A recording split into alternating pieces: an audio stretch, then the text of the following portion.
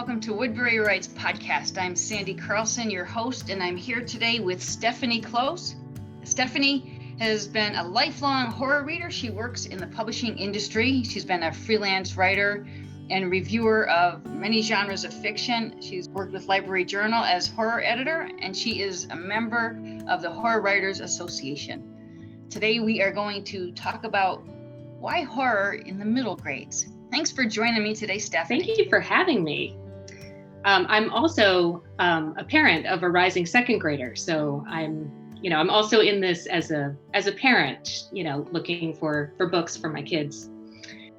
So, one of the things that's really great about scary books for young kids is that it gives them an opportunity to see kids their age being brave. And it gives them ways to confront things that are scary, but in a really safe way. Even when the kids are reading about something that's dangerous, they know that they're not in danger physically, but they're sort of pushed to the edge of their comfort zone. But there's always going to be a happy resolution, or if not happy, at least a safe resolution. Adult horror can have a more ambiguous or dark ending, but books written for kids really aren't going to. And, and it gives kids an opportunity to also think about, what would I do if I was in that situation? Stephanie, I'm sorry, what kind of situations do books for younger grades in the horror genre face versus a typical character faces a big challenge and overcomes it? How are these problems different? Well, they could be real life problems, or they could be sort of supernatural problems. Like, are they stuck in a haunted house? Or are they, with a boy they like who's saying, hey, I need to go over to my friend's house to pick up an amp, but it's only a bus ride a couple towns away, but I don't have any money. So can you pay for the bus? And, and it allows kids, which is something that just happened in a book I read recently, where I was like, I want my kids to read this. I want them to see that, pressure from people you like can be scary too. And that's, and that there are ways to cope with that. And, I think recognizing, elements of real life danger is also a benefit of reading scary books for kids. We don't want kids to be scared, of course, or to be overly concerned about things, but just to have the sense of like, sometimes you need to be cautious around strangers, or sometimes you need to be cautious around people sometimes you need to be cautious around wild animals or houses that have been in for a long time. I hear you. And I find when I'm reading horror that the writers tend to take a more honest look at human nature and human motives than maybe more old-fashioned traditional novels, where there are clearly delineated good guys, good characters, bad characters, and structures that are definable. Horror tends to blur those lines. Could you talk about that a little bit? When you're facing, I don't know, a witch or a ghost or something along those lines, it's about something more than that. Like if you're facing a ghost, it's, the character needs to deal with something that maybe they're not ready to let go of. Or, in horror, there's usually a tie back to the circumstances of the protagonist too.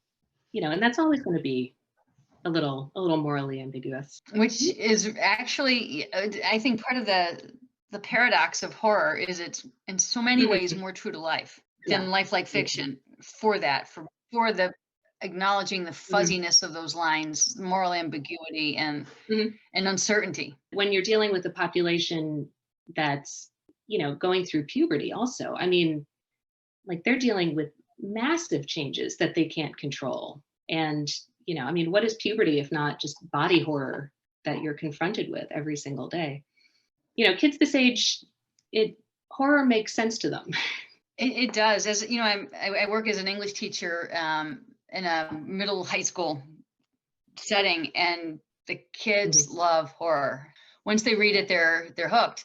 Can you talk about some of the titles that are popular right now and what your recommendations might be for people looking? Yeah, absolutely. I mean, I will give plenty of specific titles, but I also wanted to share a few resources for finding titles. One of them is the Summer Scares program that the HWA does, which is the Horror Writers Association. This is a yearly program that they do. It's a reading list of titles. It's selected by a panel of authors and librarians every year to promote horror as a great reading option for all ages. So they have a list that has 3 adult titles, 3 YA titles, and 3 middle grade titles. And they have a ton of resources. They have read-alike lists. They have Q&As with the authors. There's free programming for libraries and educators available. And what I also like about Summer Scares is that titles from the last 10 years are eligible. So it's not like a regular awards list, which is also great. But an awards list has a very tight time limit on the books that are eligible for it. The middle grade titles for Summer Scares this year, there's Small Spaces by Catherine Arden, which is a 2018 title. There's Living Ghosts and Mischievous Monsters, Chilling American Indian Stories by Dan Sisue Jones, which is a 2021 collection. And A Small Zombie Problem by K.G. Campbell, which came out in 2019. And they've been doing Summer Scares for 4 or 5 years at this point. It's also a manageable number. You can go into a library and say, yeah, I could read, 2 or 3 of these books. It's not like being confronted with a list of 20 or 25. What are the criteria for choosing those books when the panel gets together? What drives the choices? I think they're looking for diversity of experiences. They're looking for a broad range of scares. They probably wouldn't have 3 werewolf books on the same list. Right. I think they're looking for books that maybe have flown under the radar a little bit. Not necessarily, but I think they are also looking to shine a light on some really fantastic books that maybe haven't gotten as much attention as they could have. But most of all, they're just great books that are really going to be fantastic for the age range. Got it. And how do people get to the Horror Writers Association resources for making these selections? Is there a website? I think the website might just be summerscares.com. I know they have a dedicated website, and there are a variety of ways to get to it. Thank you. And then speaking of awards, last year, the HWA added a category for middle grade horror to their Bram Stoker Awards. And I was lucky enough to be on that initial jury reading for that. So I read a lot of horror that came out in 2022. And, it's such a strong genre, and it's so wide ranging. There really is something for any reader. Again, you're not going to find anything that's genuinely terrifying for this age range, I don't think. But, there's some that are a little more intense.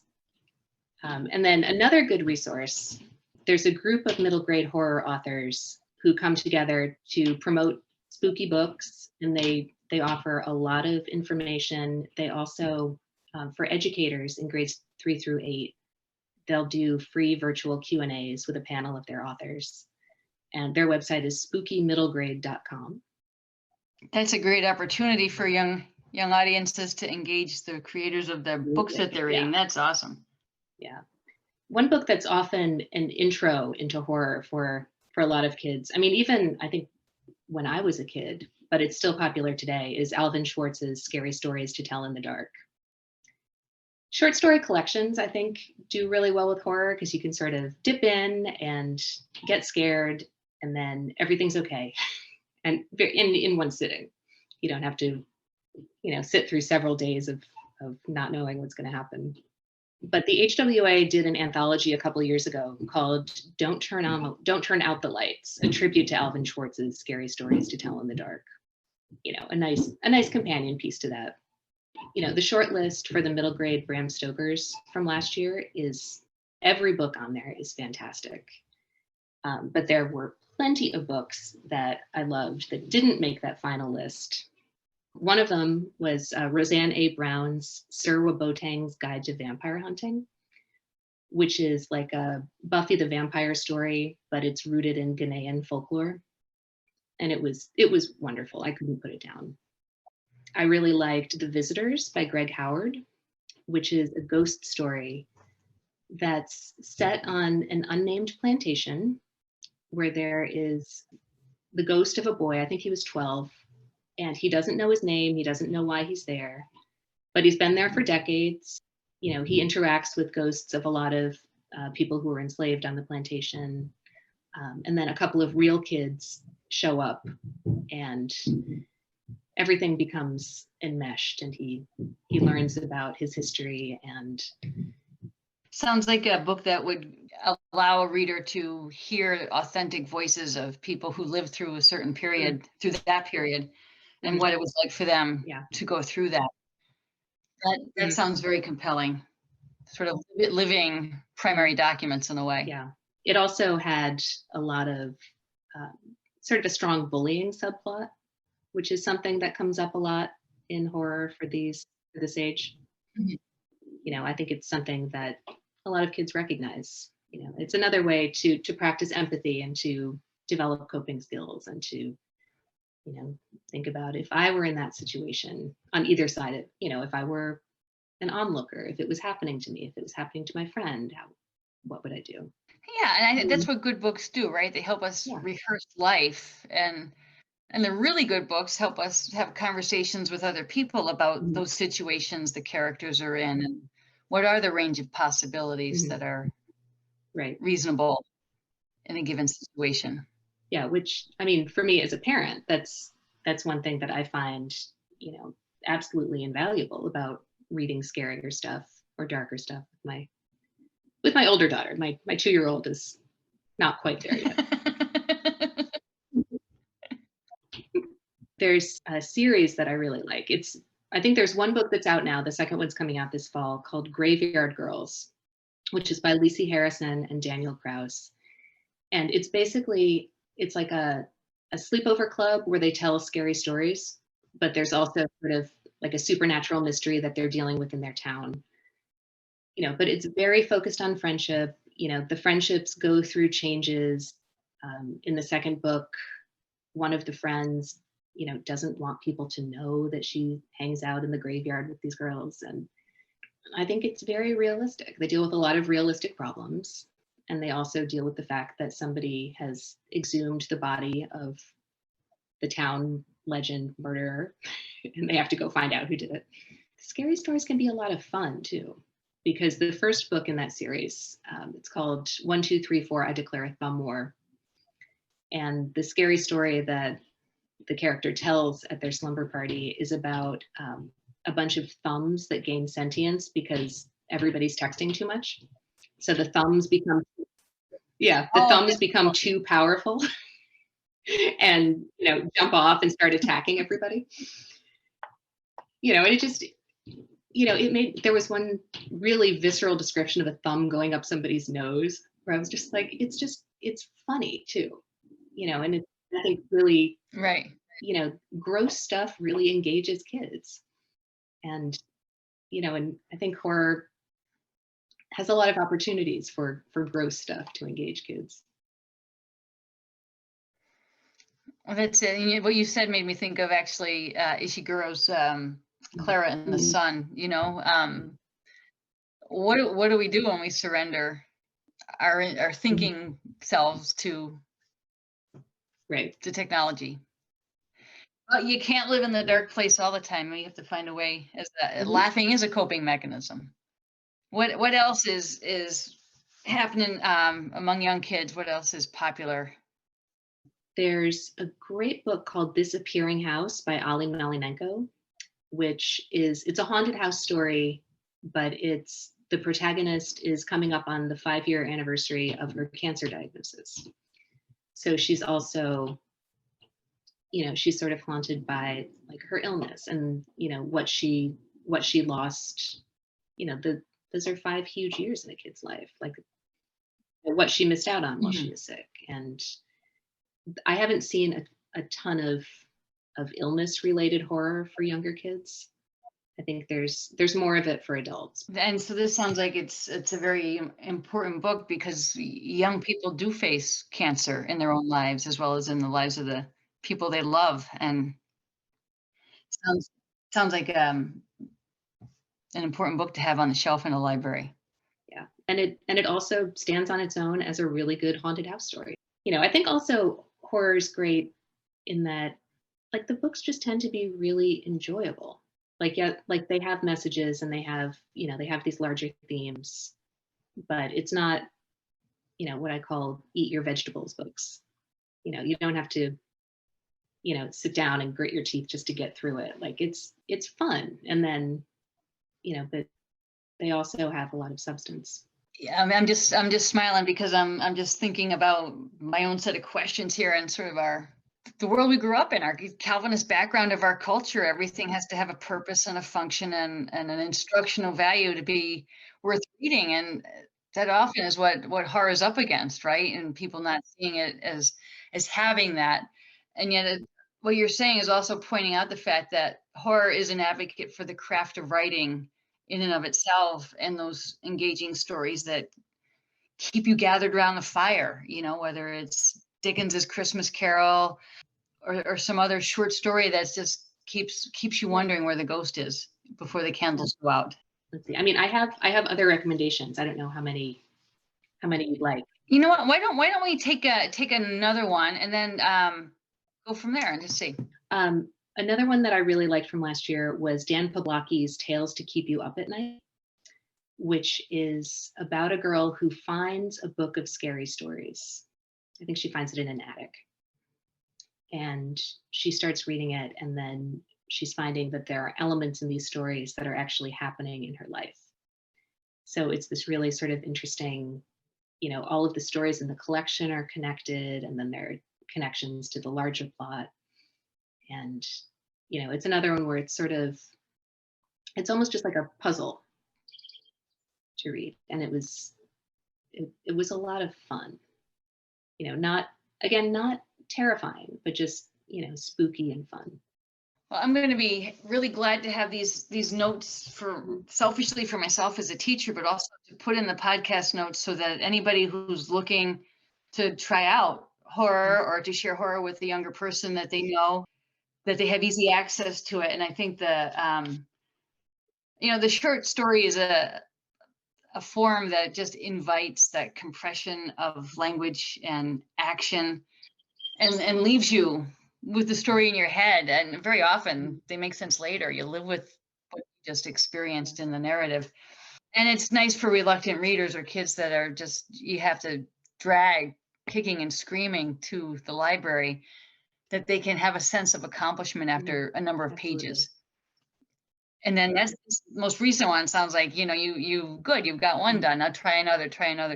And suddenly you've gone from cover to cover and got a sense of accomplishment as a reader and as a connoisseur of literary art, so that's pretty cool. Not that too many middle school kids are calling themselves that. I want to encourage adults to read these books too. They're genuinely fun. Like, they are written for a young audience, but they're rich and they're intricate and they're interesting and they're fun. And, especially, I like to encourage friends who are going through reading slumps, or just, not able to find something that's grabbing them. Like, you know what? Pick up a middle grade book. I think adults, reading middle grade might have, sort of lower expectations because they know it's written for kids, but then, like, it turns out that they're really, really wonderful stories that, people of all ages can enjoy. That's right. And having read for that age group, now you have something to talk about, and to share those recommendations and to know what's going on with those characters. I mean, that's the other safe ground that books offer, right? It's a little bit like sports among sports fans. They know the language, they know the rules, they know the teams, and it works the same way with a shared book, and can promote incredible conversations and interactions among people without being personal or going too far off road. And again, what I said before, just reading horror, and I want to give John Opalenek a plug, another HWA member whose work I've read. What is so stunning and exciting about it is, even while you're getting spooked, you relate to these characters, you know them. And it's an interesting experience because you feel sort of safe in the author's hands, because that author is creating a world that's familiar as it takes you into that unfamiliar territory where things get explored, whatever spooky element that the horror writer is bringing to it. And it's exciting, and it is very satisfying because you can sit down in a summer afternoon and read a book, and it isn't this tome that's haunting you as a responsibility to, be able to say, I read that, and it is. It's nice to be able to talk to young ones about what they're actually reading and not what they should read, so.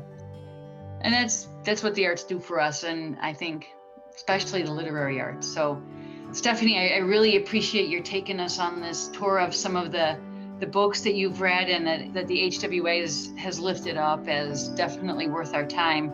And I'll definitely put the notes for all of them. They'll accompany the podcast so people can get to them. Thank you so much. This was a pleasure.